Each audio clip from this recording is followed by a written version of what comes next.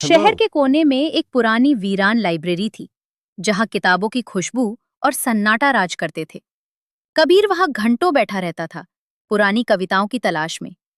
एक शाम, जब बाहर सूरज ढल रहा था, लाइब्रेरी की भारी लकड़ी की सीढ़ियों पर किसी के कदमों की आहट हुई। सामने निशा खड़ी थी, वही निशा जो 5 साल पहले बिना कुछ कहे शहर छोड़ गई थी। कबीर के हाथ से किताब छूटकर फर्श पर गिर गई। सन्नाटे में वो आवाज गूंज उठी, तुम यहाँ क्या कर रही हो? कबीर की आवाज में बरसों का जमा हुआ गुस्सा और तड़प साफ झलक रही थी। निशा की आंखों में नमी थी। शायद उन पन्नों को पूरा करने आई हूं, जिन्हें हम अधूरा छोड़ गए थे। लाइब्रेरी में अंधेरा गहराने लगा था। सिर्फ टेबल पर रखा एक छोटा सा लैम्प जल रहा था।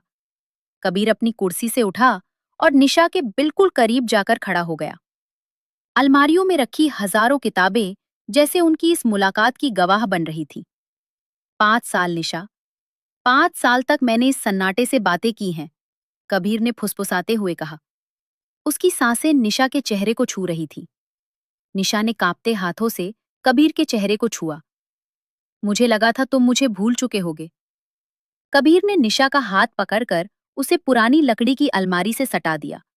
किताबों की रैक के बीच उस तंग जगह में हवा भारी और नशीली हो गई थी। पुरानी किताबों की धूल भरी खुशबू और उनके शरीरों की तपिश मिलकर एक अजीब सा माहौल बना रही थी। कबीर की आंखों में एक दीवानगी थी, एक ऐसी आग जो 5 साल की जुदाई में और भी भड़क गई थी। भूलना मुमकिन होता तो कब का भूल चुका होता, कबीर ने गरजती हुई धीमी आवाज में कहा। उसकी आवाज में बरसों का दर्द और चाहत एक साथ घुलकर निकल रही थी। उसने निशा की कमर पर अपनी पकड़ और मजबूत की और उसे अपनी ओर खींच लिया, जिससे उनके बीच का आखिरी फासला भी मिट गया। निशा ने अपनी आंखें बंद कर ली। जब कबीर के होंठ उसके होठों से मिले, तो लाइब्रेरी का वो सन्नाटा एक तूफान में बदल गया। वो चुंबन गहरा और बेकाबू था। बरसों का इंतजार, अनगिनत शिकायतें, अधूरी बातें और बेपनाह मोहब्बत सब एक साथ बह निकले। निशा ने कबीर के कोट को मजबूती से थाम लिया, जैसे वो फिर से उसे खोना नहीं चाहती थी। कबीर के होठों की छुअन में एक अधिकार था, एक ऐसा दावा जो 5 साल पहले अधूरा रह गया था। जब कबीर ने धीरे से अपने होंठ पीछे हटाए, तो दोनों की सांसें फूल रही थी। उनकी नजरें मिली। कबीर की आंखों में एक गहरा समंदर था, जिसमें डूबने को निशा पूरी तरह तैयार थी।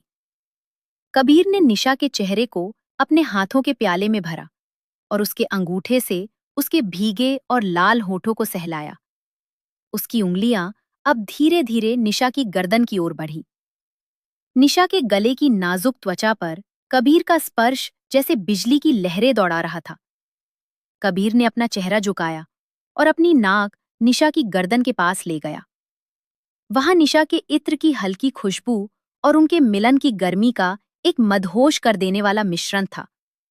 जैसे ही कबीर की गर्म सांसें उसकी गर्दन से टकराईं, निशा के मुंह से एक दबी हुई सिसकी निकल गई और उसने अपना सिर पीछे की ओर झुका लिया, जिससे उसकी गर्दन पूरी तरह कबीर के सामने आ गई। तुम जानती हो ना निशा, इस लाइब्रेरी की हर किताब हमारी इस अधूरी दास्ता की गवाह है, कबीर ने फुसफुसाते हुए कहा। उसकी आवाज में एक अजीब सा समर्पण था। कबीर के हाथ अब निशा की पीठ पर सरक रहे थे। उसकी रेशमी छुअन ने निशा के भीतर एक बेकाबू हलचल पैदा कर दी। उसने कबीर के बालों में अपनी उंगलियां फंसा दी और उसे और कसकर अपनी ओर भींच लिया। उस पल में न कोई अतीत था, न कोई दुनिया, बस वे दोनों थे और वो पुरानी लाइब्रेरी जो उनके प्यार का गवाह बन चुकी थी। टेबल पर रखे मध्यम लैंप की रोशनी में उनकी परछाइयां किताबों की अलमारियों पर एक दूसरे में सिमटी हुई थी, जैसे कोई कलाकृति। किताबों के बीच उस तंग जगह में उन्होंने खुद को एक दूसरे के हवाले कर दिया। वो रात सिर्फ दो शरीरों के मिलने की नहीं थी, वो दो बिछड़े हुए मुसाफिरों के अपनी मंजिल पर पहुंचने की, दो रूहों के एक दूसरे में पूरी तरह विलीन होने की रात थी। हर छुअन में एक वादा था, हर सांस में एक इकरार था कि अब वे कभी अलग नहीं होंगे। मध्यम लैंप की रोशनी में उनकी परछाइयां किताबों की अलमारियों पर एक दूसरे में उलझी हुई थी। कबीर के हाथ निशा की पीठ पर सरक रहे थे, जिससे निशा के मुंह से एक दबी हुई सिसकी निकल गई। उस पल में न कोई अतीत था, न कोई दुनिया, बस वे दोनों थे और वो पुरानी लाइब्रेरी जो उनके प्यार का मंदिर बन चुकी थी। रात गहराती गई और उन पुरानी किताबों के बीच एक नई दा। क्या आपको भी लगता है कि सच्ची मोहब्बत वक्त और दूरियों की मोहताज नहीं होती? अपनी राय कमेंट्स में जरूर बताएं। ऐसी ही और इंटेंस और रोमांटिक कहानियों के लिए हमारे चैनल को सब्सक्राइब करना ना भूलें। शुक्रिया।